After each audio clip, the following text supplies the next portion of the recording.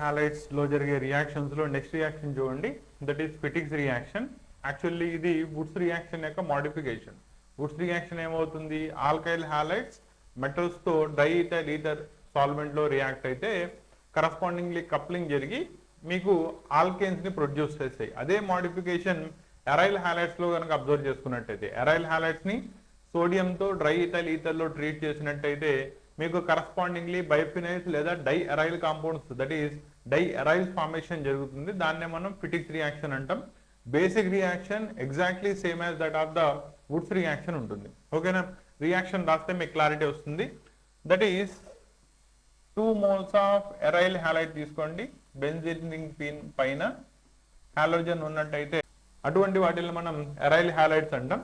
These aryl halides when treated with 2 moles of sodium in the presence of dry ether.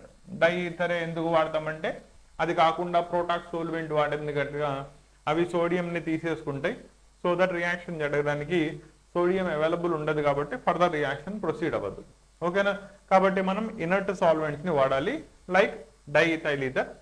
నా దీంట్లో 2 moles of సోడియంతో react అయినట్టయితే ఈ halogen సోడియంతో కలిసి as sodium halide బయటికి వెళ్ళిపోతుంది. So that is 2 moles of NaX will be removed. Next 2 benzene rings directly attach అవుతాయి. First benzene ring will be attached to the second benzene ring. ఇటువంటి వాటిల్ని మనం biphenyl compounds లేదా di aryl compounds అంటాం. కాబట్టి corresponding formation of di aryl జరుగుతాయి. నో రియాక్టివిటీని బేస్ చేసుకుంటే కనుక ఈ హాలోజన్ ప్లేస్ లో you can take fluorine because reaction fast గా జరుగుతుంది.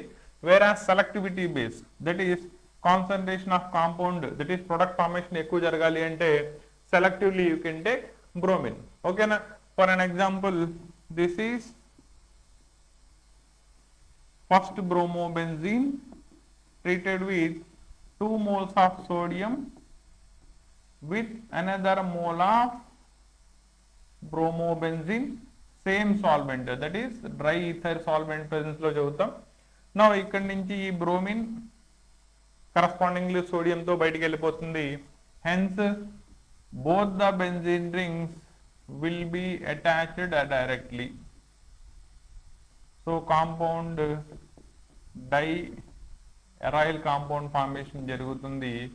ప్లస్ 2 moles ఆఫ్ NaBr బయటికి as a byproduct eliminate అయిపోతుంది. ఓకేనా, కాబట్టి ఫిటిక్స్ రియాక్షన్ లో మీకు పార్టిసిపేట్ చేసేది aryl halide, remaining part will be same as that of the Wurtz reaction, that is sodium metal place లో డ్రై ఈథర్ కరెంట్ జరుగుతుంది. కాకపోతే ఇక్కడ temperature has to be maintained about 300 Kelvin ని maintain చేయాలి. Because arrival halides లో RX bond ని break చేయడం easy because it is a common single bond కాబట్టి. వేరాస్ దీనిలో వచ్చేటప్పటికల్లా బెంజీన్ రింగ్ హాలోజన్ కి అటాచ్ అయినప్పుడు halogen has 3 lone pair of electrons ఉంటాయి. ఇవి రెజొనెన్స్ లో పార్టిసిపేట్ చేయడం వల్ల రింగ్ కి ఎలక్ట్రాన్ డెన్సిటీని డొనేట్ చేస్తాయి. యాజ్ ఎ రిజల్ట్ మీకు ఇక్కడ బెంజీన్ కార్బన్ కి హాలోజన్ కి మధ్యలో partial double bond character exist అవుతుంది. ఈ partial double bond character is difficult to break when compared to the corresponding alkyl halide లో ఉండే సింగిల్ బాండ్ ని బ్రేక్ చేయడం. కాబట్టి ఇది నార్మల్ రూమ్ టెంపరేచర్ దగ్గర జరిగే రియాక్షన్ అయితే ఇక్కడ మనం టెంపరేచర్ ఎలివేటెడ్ టెంపరేచర్స్ ని మెయింటైన్ చేయాలి. ఓకేనా, అదొకటే మోడిఫికేషన్.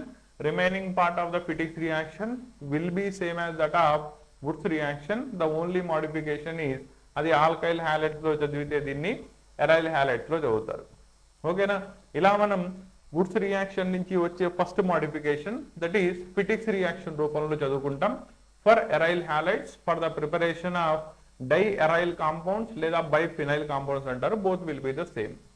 ఓకేనా, నా దీనిలో next modification that is nothing but Wurtz reaction Fittig's reaction రెండు కలిపితే వుడ్స్ ఫిటిక్ రియాక్షన్ ఉంటుంది. అది నెక్స్ట్ క్లాస్ లో డిస్కస్ చేద్దాం.